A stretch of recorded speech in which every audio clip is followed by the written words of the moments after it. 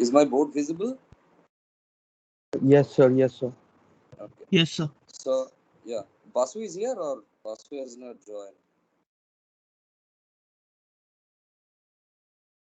Is Basu here or he belongs from a different section, so it's not matching with Prajatas. Okay, Sir, I so don't think, sir. I don't think he's here. Sir, actually, he said that he was traveling, I guess, today. So oh, he I'm was not sure. traveling. Okay, Yes, okay. sir. So let's come back. Let's come back where we left the discussion, right? So essentially, it's a very just a very short recap of what we had been talking about. We had been essentially talking about a formal mechanism, yet another formal mechanism, um, other than abstract machines. But we talked that and we named it as grammars, and we talked about grammars quite a bit in the last classes, and today we are going to continue that discussion, right? So uh, essentially and tactically, I took the simplest example of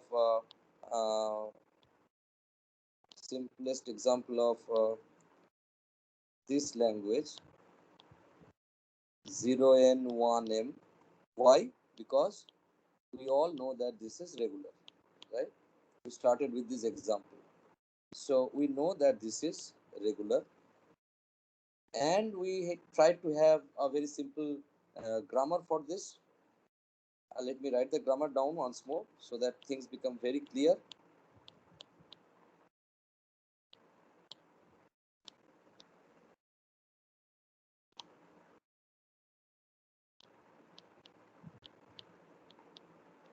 So this was the regular grammar for this language.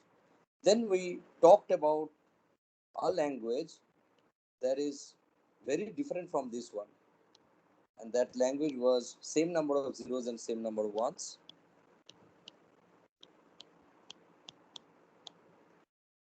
And the reason for taking this example is also very evident, that in your past classes you have seen and you have even proved by pumping lemma that this is not regular, right? So this is not a regular language. And we devised a very simple grammar with recursion in the middle that looks like this. Also in the last class I talked about another grammar, another language that is about 0n, 1n, 2n, right? N greater than equal to 0. Or you can also think of something like an, bn, cn, n greater than equal to 0, right? So if we classify this, I also talked about classifying these grammars according to their structures. And for classification of grammars, we talked about something like we have no other choice other than classifying them with respect to the structures of alphas and betas. So every such grammar, any such grammar has productions of the form alpha goes to beta, right? And I told that we need to find out a grammar for this. We have not yet found out. But whatever it is, it should be having some structure called alpha goes to beta. That structure, the classification should depend on how alphas and betas look like. And in case of the regular language, the regular grammar, this was the regular language case. In case of the regular grammar, we observe that this grammar has these specific conditions, that mod alpha is equal to 1 and beta is a series of terminals, or beta is a series of terminals followed by a non-terminal. If at all beta has a non-terminal, it needs to be the rightmost symbol.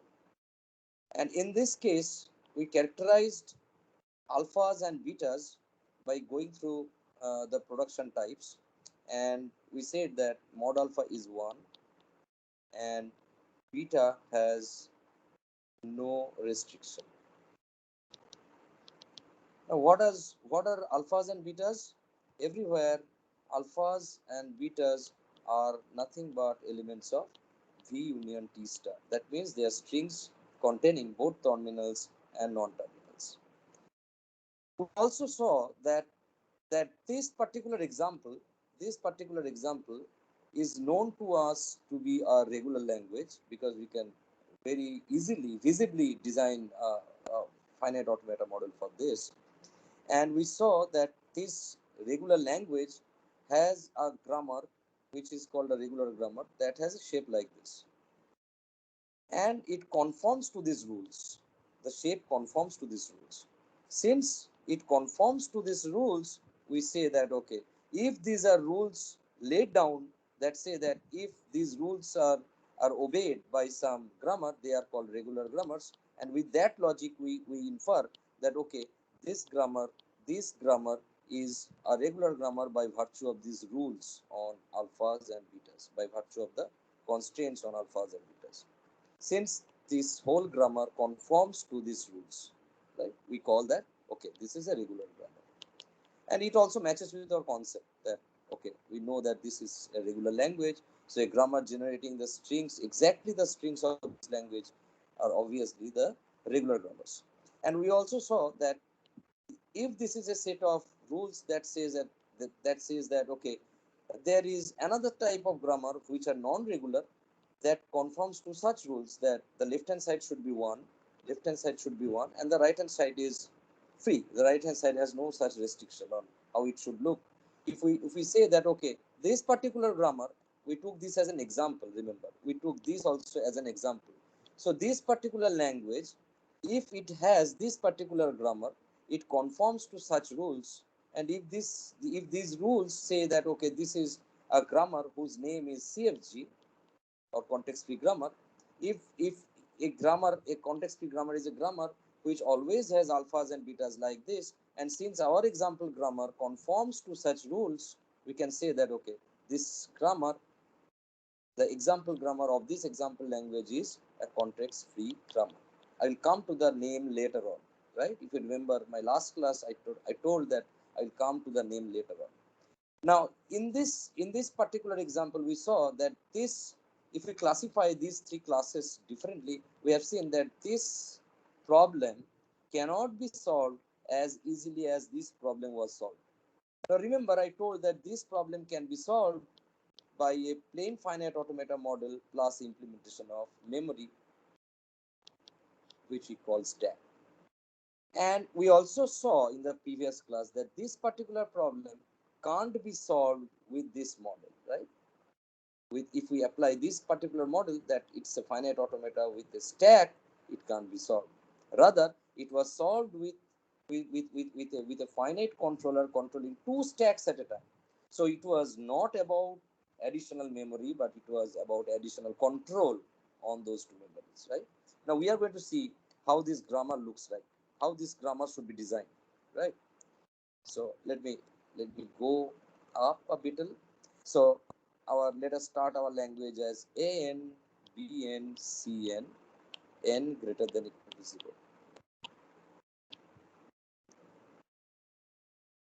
right?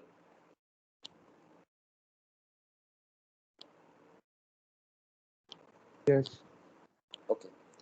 So this is the language that we are trying to understand. What this language is, what type of language is this? Because this language suddenly is not similar to this one. This was far easy, right? This language was far easy because it was dealing with equality of zeros and ones. Now we are dealing with equality of A's, B's, and C's, or 0, 1s, and 2s. So what should be done?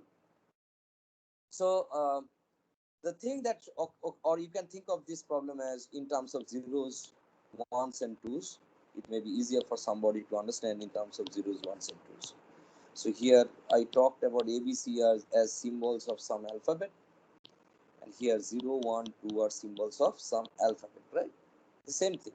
So I'm writing in terms of zeros, ones, and twos because I think it will be more understandable. So what should be done to solve this problem? Now this problem, if you remember, we had been talking about an input tape and a control, a finite control that should be controlling two stacks at the same time, right? It was controlling two stacks at the same time. And even I explained very simple algorithm for this.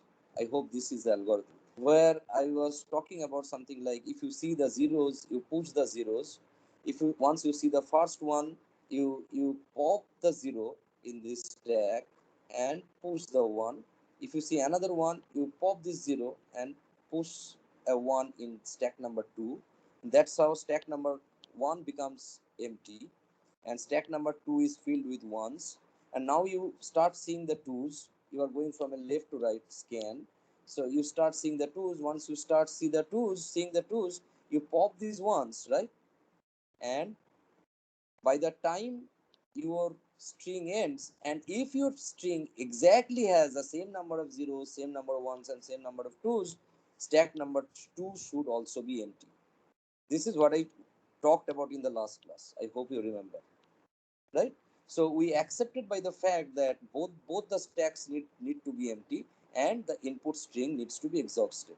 When these two conditions are true, only then we can assure that both zeros, ones, and twos are of same numbers, right? Now, what about the grammar? How to depict this whole picture into a grammar? How to depict the whole picture into a grammar? Is it possible? Yes, it is possible if you go conceptually. So let us go conceptually what exactly I mean by that. So let there be start state, and that start state itself has a write recursion on itself, and it generates any number of zeros.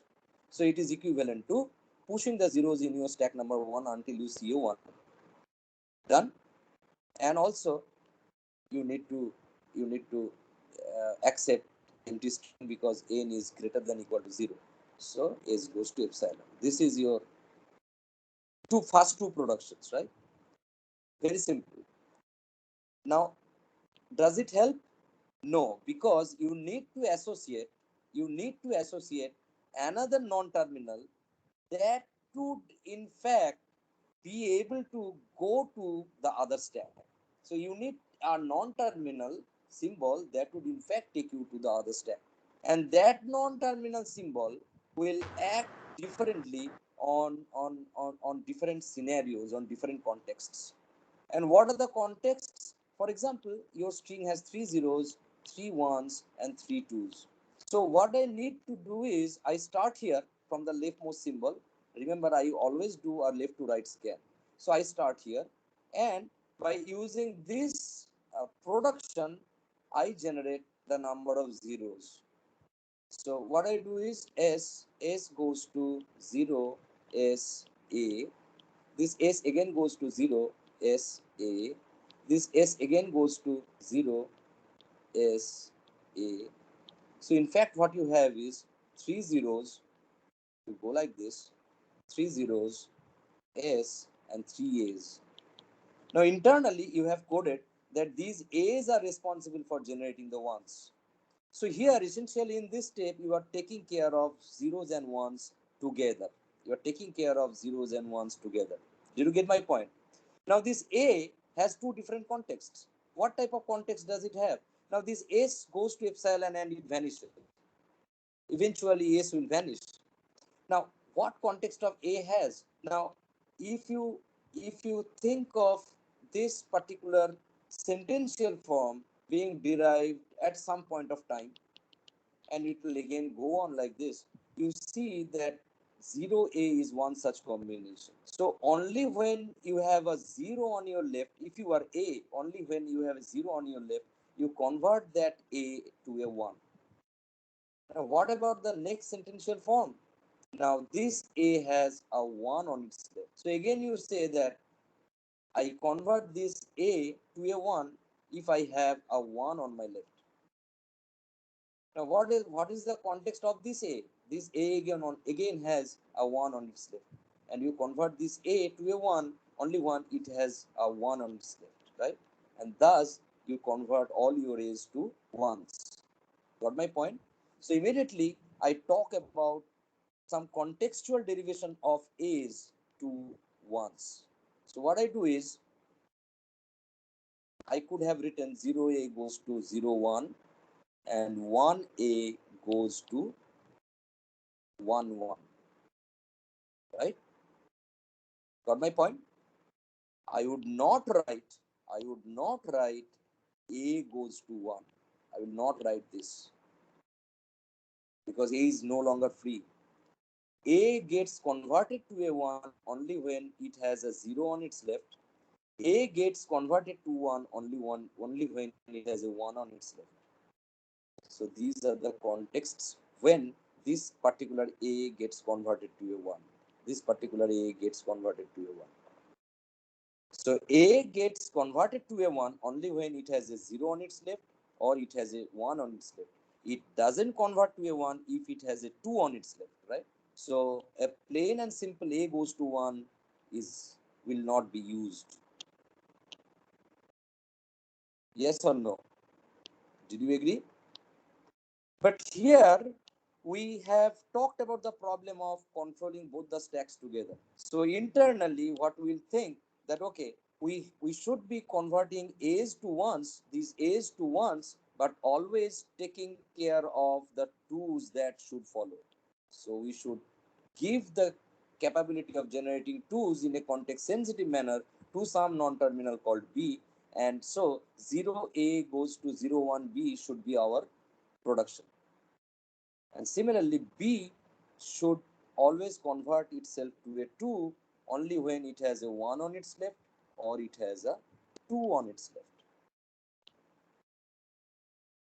Right? Got my point? Let us Yes, apply sir. this. Yeah. Got my point? Yes? Okay. So let us apply this. Let us apply and find out what it means for this string 000, 111, and 222. Right? So let us apply. S goes to 0 SA 3 times. 0 0 SA A 0 0 S A this S. So what you have? 000 S triple A. Right? Got my point? Now apply S goes to epsilon and you'll end up with 000 A. Now, you didn't allow A to be blindly converted to a 1. Rather, you said that, okay, we need to have a 0A so that that particular A goes to a 1. So you apply this production. 0A goes to 01B, right? So 01B A. This 0A converted to 01B, right? Now come here. 0 0 0 1 B A, right? Now there is a question: what should be done? If you internally code in your mind that okay, I am designing the grammar so that A's are responsible for generating S is responsible for generating zeros, A's are responsible for generating ones, and twos are generated by B's. Now suddenly we see here there is a mismatch with the format of the string. Suddenly, if B is intended to generate twos is coming in between. So we need another production to convert the sequence. BA goes to AB. I add another production to this grammar to make this grammar complete. So what I will do is I take this BA now and convert it to AB. So I have 0 0 0 1 AB A. I have converted this BA to AB. Again, I will use the same thing here. I will think of this BA, right? So what I will do is 0 0 0 1 A B. Yes. So what you have? You have see what you have is you have a sentential form. You have an intermediate form that has three zeros that has a 1 and that has two A's and a B. Now I apply to convert this 1A to this 1A to 1B and generate one extra 2, right? So I will convert this 1A to 0, 1, this 1A to 1B, right? This 1A to 1B, then A, then B, right? This is your next derived sequence. Now, what you do is again use BA goes to AB to convert this, this to put this in proper sequence. So you have 0, 0, 0, 1, 1, A, B, B, right? This BA has been converted to ABB. Got it? Now, what you have is, if you have a 1 in your left, if you have a 1 in your left, you had converted it to 1 1B. Like that you go on and you find that, see, so 1A, you have 0 0 0 1 1 1B, right? B, B. Now you apply 1B goes to 1 2 0 0 0 1 1 1 2 B B. Now you apply this 2B goes to 2 2 and you have 0 0 0 1 1 1 2 2B. Now you apply this 2B goes to 2 2, so you have 0 0 0 1 1 1 2 2 2. So you have triple zeros followed by triple ones followed by triple twos. Now, I do not intend to have a class on grammar manipulation. My main intention is a bit different. Try to get my point. My point is, I tried to implement this concept into this grammar. That is my main point.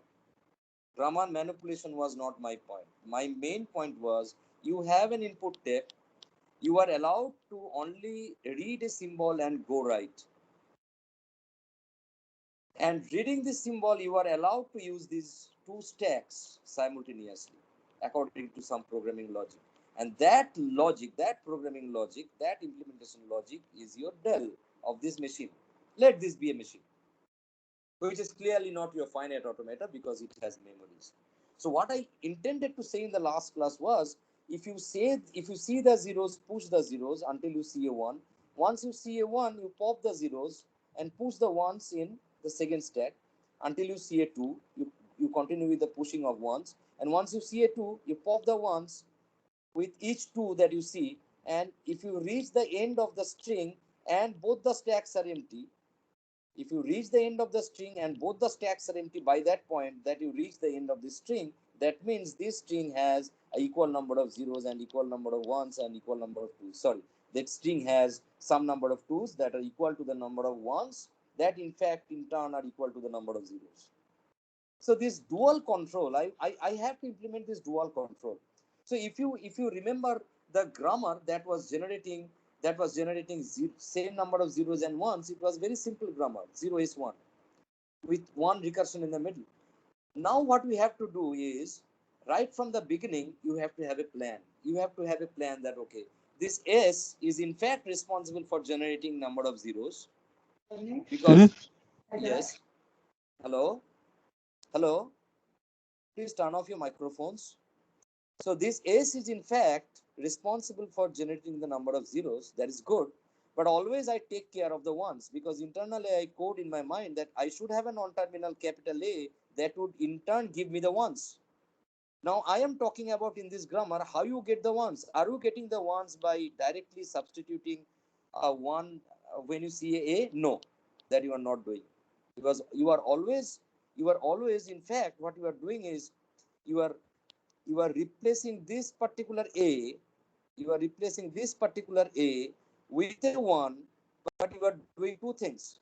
You are checking whether your A is preceded by a 0 or it is preceded by a 1. Only then you are converting this A to a 1, right?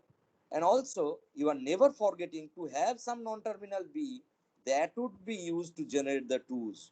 Now, this is stack binding. This is what I meant by stack binding. This is what I meant by the logic that binds operations on both the stacks. This is actually the step that in spite of that in spite of blindly converting a to a 1, in spite of blindly converting this a to a 1, you are checking whether this a has a 0 on its left or this a has a 1 on its left. Only when it has a 0 or 1 on its left, you are converting this particular a to a 1, this particular a to a 1, but you are always involving the non-terminal b, which will be in turn responsible for generating 2's in the long run. So you are never losing the count. So for 1a, you are generating 1 1, and also you are keeping one instance of some non-terminal b that will in turn generate a 2, right? For b also, you are converting this b to a 2 only when you have a 1 on its left or you have a 2 on its left. Only then these b's are getting converted to 2's. And this was the additional step. I would call this as more of algebraic manipulation than of concept. These were the steps of concept, and this is more of manipulation that you had used in the middle somewhere to convert to take the whole string or to take the sequence of derivations in order. So these are ordering steps. So you had something like 0 0 0 1 b a. You know internally that a's are responsible for generating ones and b's are for twos. So somewhere you have a order mismatched, right? Twos will be coming in between ones. That is not allowed. Your string is 0n 1 and 2n. You have twos only at the end. You cannot have twos somewhere here within, right? So so so that was a manipulation step that is not very important to me, and so we applied this to see that how this string can be generated. Now I want to hear a yes from everybody. Yes, sir. Did you understand this? Yes, sir. Yes, Yes. sir. Yes, sir. Now what did you observe? What did you observe till now, the two sorts of rules that we are talking about, and of whom we have taken some examples. These rules say that for the regular case, right hand side should look something like this, right? And for the context free case, right hand side has no restrictions. But both say that the left hand side should be 1. Here, in this special case of this grammar, we see that the right hand side is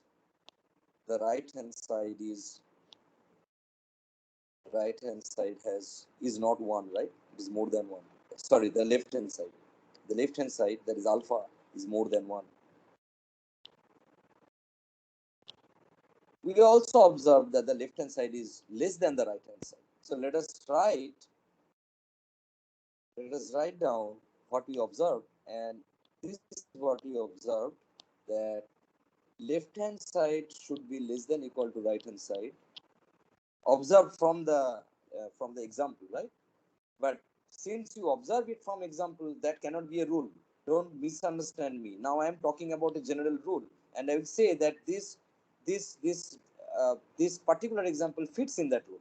Okay, I started with an example so that you have better visualization. So another sort of rule that you can have restrictions on alpha or beta is mod alpha is less than equal to mod beta, but not necessarily mod alpha is 1 only, and beta has no restrictions,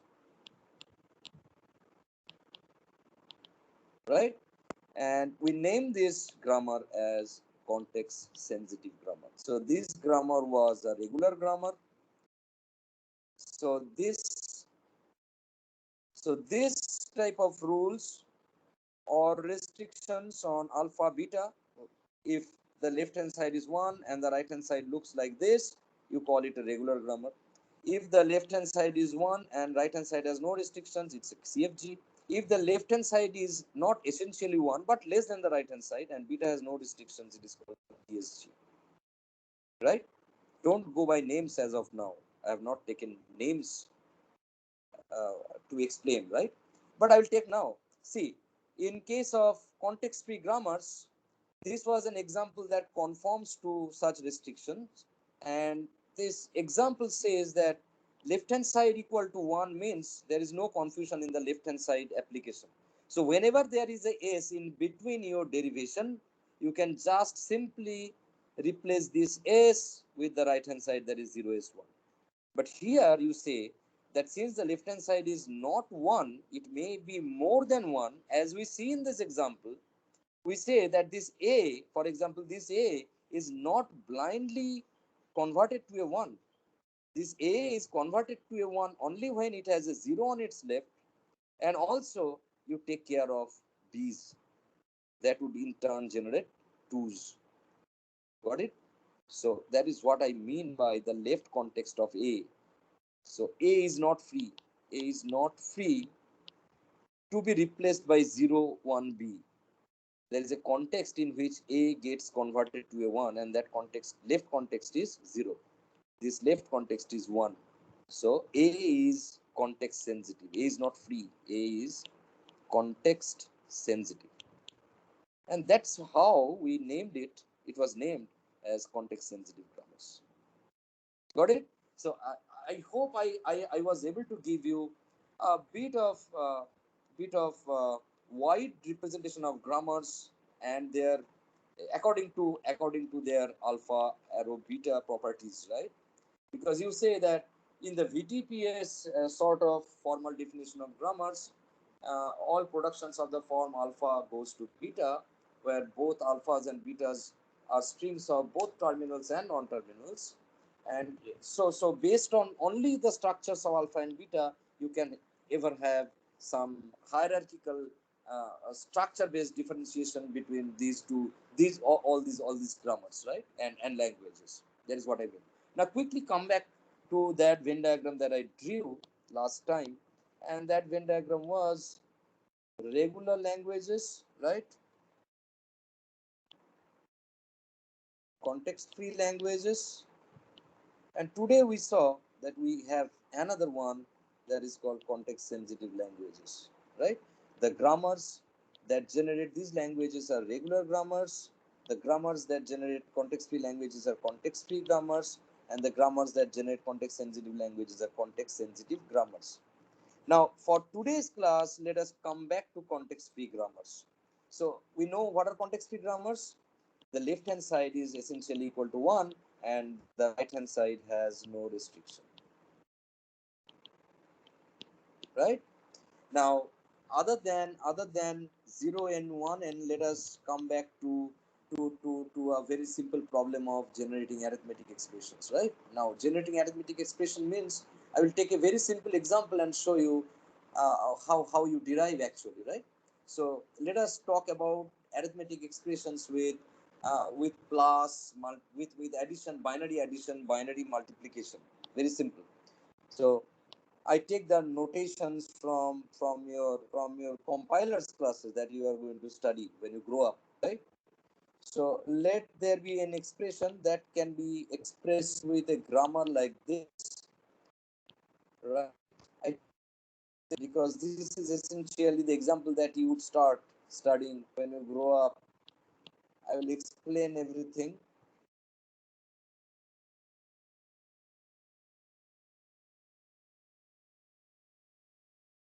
Just wait some time. My board is syncing. Now let this be a grammar, right? Can you see my board? Yes or no? Let this be a grammar responsible for generating arithmetic arithmetic expressions with binary addition, binary multiplication, and brackets. Now, these are now this is a very simple thing, and um, oh, E stands for expression, T terms stands for terms, F stands for factors, and this is what I have written. For now, let this be the grammar that is expressions, and I'll show you how to generate arithmetic expressions. Right? So let there is an arithmetic expression called A plus E star A. How to generate? Very simple. See, we apply the fast production and we say that okay, E goes to E plus E. Sorry, E plus T, right? Now that E goes to T, this E goes to T, and T in fact goes, so this E goes to T, and this T goes to F, and this F goes to A. This F goes to A, right? I did this first, and then I come back to this right portion of the tree. This T goes to F, this F goes to bracket E.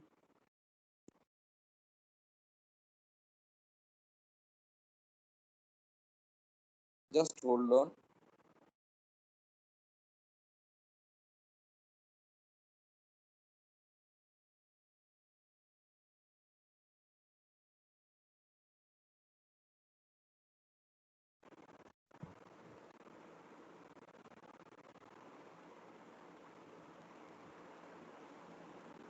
Is my board visible? Is my board visible? Yes, sir. Yes, Yes. sir. Yes, sir. So this F goes to bracket EE. This F goes to bracket E bracket, right? Then this E goes to T. Then this T goes to T star F. Then this T goes to F. This F goes to A. And this F goes to A. Now I collect the leaves in this fashion.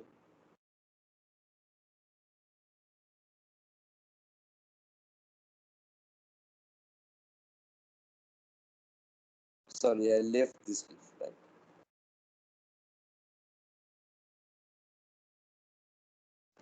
And what string do you find?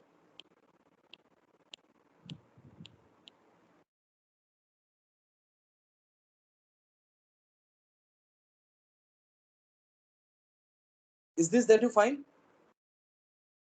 Yes or no? Yes, sir. Yes, done. Now see that at every point I am yeah. So at every point what I have done is I have written E goes to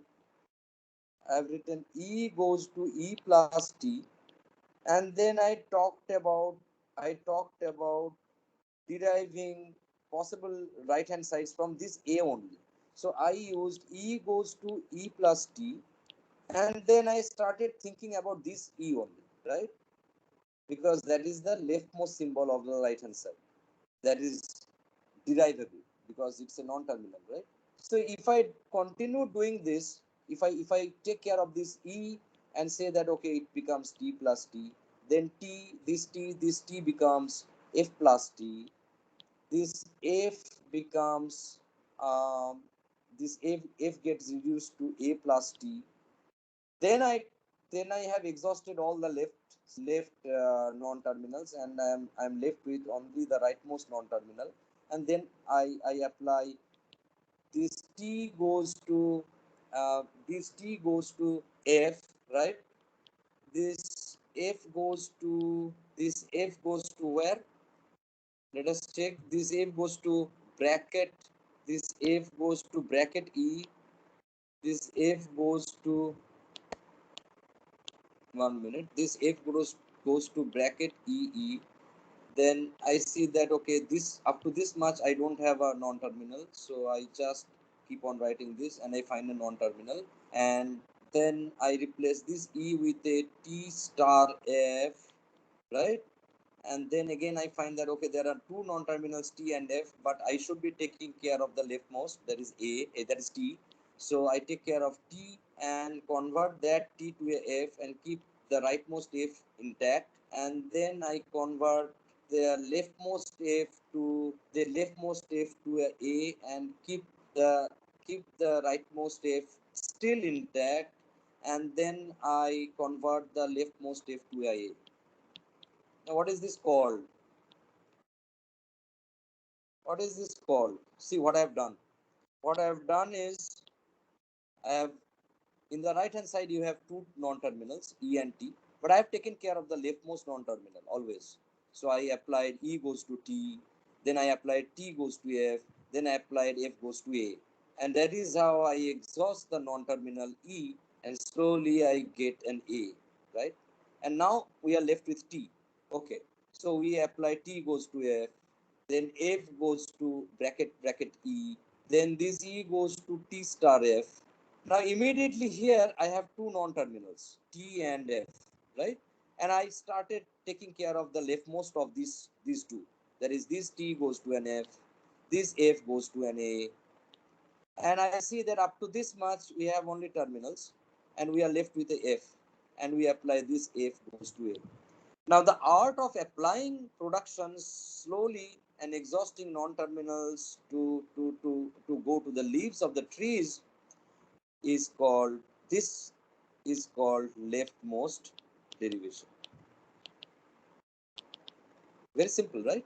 We should not be wasting time on leftmost derivations and rightmost derivations. It's pretty simple. Rather, let us spend more time on concepts that we had been discussing like this in this example, right? Okay, so if you have any question, you can ask me. Similarly, what I mean to say is you collect leaves like this and have the expression A plus A star. Now remember, since there is a tree-based implementation, if we think of the height of the tree at every point of time, see, the star operation gets operated at the very first, right? Because it is the depth, it is at the deepest point in the tree. So you calculate A star A, then push the result here, you push the result here, then you push the result here, then you push the result here, and then you go for an addition. And that is how you have a precedence of operator uh, being kept in mind in this grammar, right? Now, for each such grammar, you have a rightmost derivation also. For example, um, if we say that at some point of time, um, say you have say you have F plus T, and from here I took a different path. I do not intend to take this path, and from here I take a different path, and I say that okay, you have F plus, let me take care of the rightmost non-terminal T. Let me take care of the rightmost non-terminal. So I say that okay, it is F plus F. Then again I take care of the rightmost non-terminal. I say that it is F plus say A, right? If we go like this, again we can derive A plus A star A, no issue, and it will be just called rightmost derivation,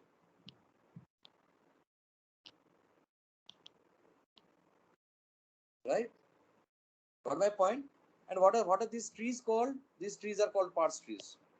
Very simple. There is nothing more to understand about these trees, unless you go into more details and try to analyze the properties of trees and uh, and deal with things later on. So parse tree abstracts away the actual order in which the rules are used. It only tries to remember which rules are used, right? And it can only say that okay, I can get rid of the order only when your parse tree implementation is something called unambiguous.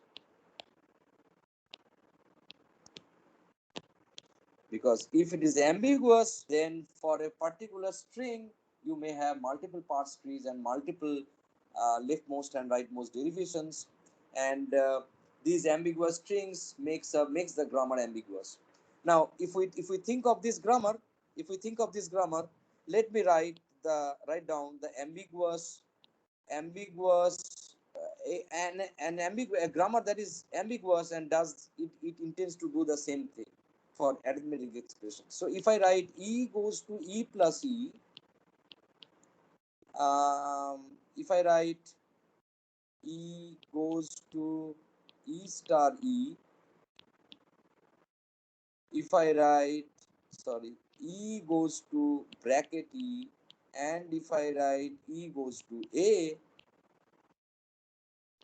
my intention is same, that with this grammar I need to generate strings like A plus A star A, right?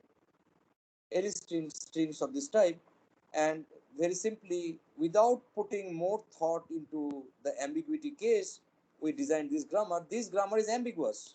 this grammar is ambiguous, although its intention is same to generate strings of this type, arithmetic expressions containing the plus and the star binary operators. But this is an example of the non-ambiguous, unambiguous grammar that I started with, and I ended up with the definition of an ambiguous grammar. Why this grammar is ambiguous, right? Why this grammar is ambiguous? Because for for say for say a string called a plus a star a, you don't know which way to go. You don't know whether to do the plus operation first and then the star operation, or to do the star operation first and then the plus operation. So with our common sense and inherited knowledge that you have gathered from childhood, you know that, okay, if in absence of brackets I should do this part first, right? Because it's a multiplication has more precedence over addition. But I will show you that with this ambiguous grammar you have two parse trees, and there is the confusion, and that's why it is ambiguous. Your machine doesn't know what to do. So with this grammar, E goes to everything. So you have only E. E goes to E plus E. So then let me write down this grammar again. So E goes to E plus E. It's E only which goes to E star E. It's E only that goes to bracket E. And it's E only that goes to A. This is an ambiguous grammar. Why? Because I can very easily show you two parse trees for the same string. That should not be. E goes to E star E. I apply this, right? And then I apply E goes to E plus E. That is, I apply this. And then I apply E goes to A, E goes to A, E goes to A, right? Now in this tree, if you go by this concept that I said, it means that A plus A is evaluated first. The result comes here, and then it gets multiplied with this A. That's the wrong interpretation with our arithmetic knowledge, right? And why it is ambiguous? Because I can do the same. I can represent the same string with another parse tree. So here I used E star E at the very first, and here I will do just the opposite. I will do E goes to E plus E, right? And then I will convert this E to A, and then I will do something like E star E, and I have A. So if your mechanism is talking to the computer with a tree representation of such a string, whereby you say that, okay, this is how you should inherently compute, then you have two different parse trees for the same expression. That should not be. You are not allowed to have two different parse trees for the same expression. That brings in ambiguity, right? The mechanical device, the mechanical design algorithm that you are talking about, it might be confused which one to use. It has two parse tree representations in its algorithm. So that's what makes a grammar ambiguous, a string ambiguous, with two parse trees. Now, did you understand the difference between ambiguous and unambiguous grammars, non-ambiguous grammars? Yes or no? So for each parse tree, there is exactly one leftmost derivation and also exactly one rightmost derivation. Ambiguous strings are those strings that has more than one parse tree. That means you have fundamentally different ways to derive the string. Now, when do you call a grammar to be an ambiguous grammar? You call a grammar to be an ambiguous grammar if there is some string that can be derived in more than one way. That means some string has more than one parse trees. Yes or no? Yes or no? Yes, sir. Yes. So that ends today's class. And so, having given the definition of ambiguous languages and unambiguous languages, let me draw the Venn diagram again by including those concepts. So you have regular languages, right? You have Okay, let me detail out something more interesting. Just just try to keep a note, right? Try to keep a pointer that sir told something like this, because this is not the right time to talk about those details. So let me draw this Venn diagram again. So I have kept regular languages, and here I keep context-free languages, right? In between, what I do is I keep something like unambiguous languages.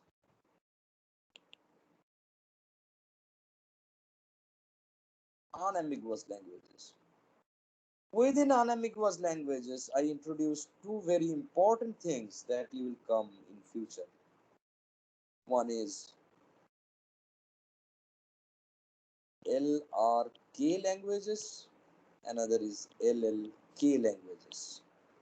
I would ask you to please go through the terminologies, what they are, so that if if time permits, I can have some extra class to elaborate more.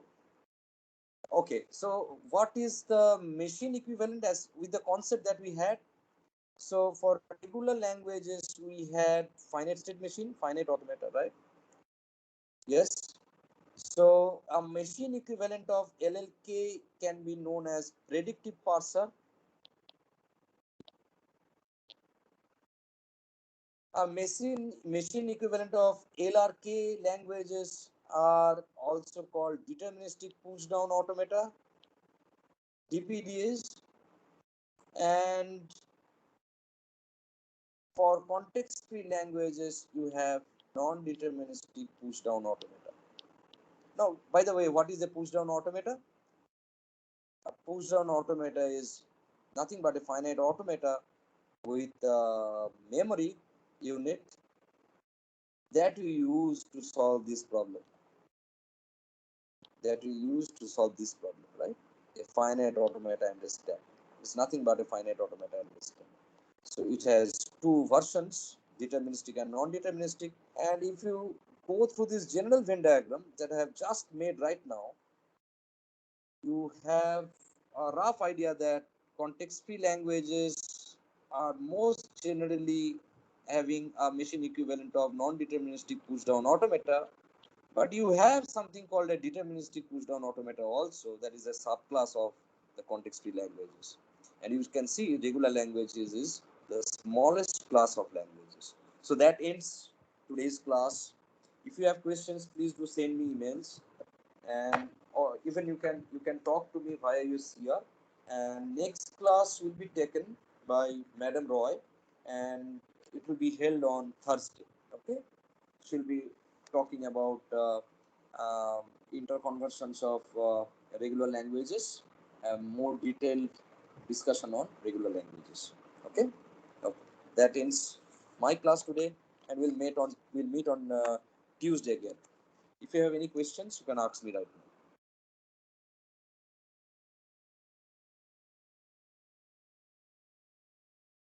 Any questions you have?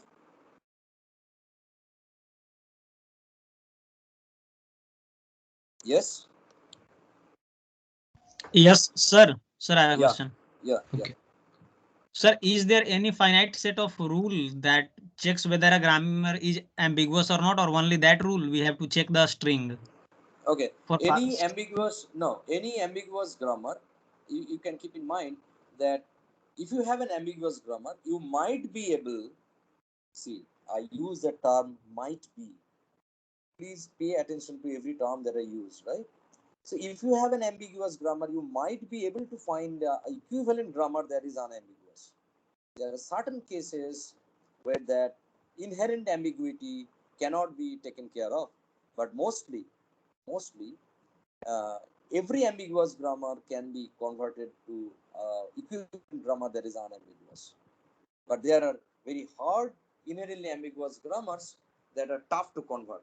But so if you have an ambiguous grammar, yes, there are rules. There are rules that will detect whether the grammar is ambiguous or not, right? But that rule is out of scope of this discussion. I can discuss, but anyway we have less number of classes, and we are not sure whether we are going to be able to at least cover up whatever you have in your syllabus. So you have in next class I can discuss on some rules that you can apply to find out ambiguity in grammars, right? Those are called test rules. You can have you can design tests to find out whether a grammar is ambiguous or not, and it is mostly always possible to convert it back to a equivalent non-ambiguous grammar, like the thing that I had done in class today. So I started with this. I started with this non-ambiguous grammar that is not inherently ambiguous. I started with this grammar and talked about parse trees, and then I talked about this grammar that is inherently ambiguous. This grammar was built with the same intention of generating arithmetic strings, arithmetic expressions, but it was ambiguous because it was giving you two particular parse trees for a single string. So you apply, actually that particular method that you are talking about is applied on this grammar. Some method is applied on this grammar to find out unambiguous equivalent, right? That is also called hacking the grammar. So you hack this grammar to make this unambiguous grammar, right? Non-ambiguous grammar. Does it answer your question? Yes, sir. Got Yeah. it. Okay. Thank you. Any more questions?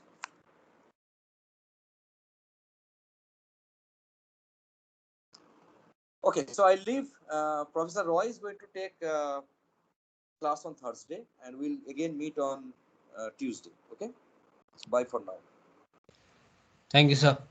Yeah. Thank you, sir.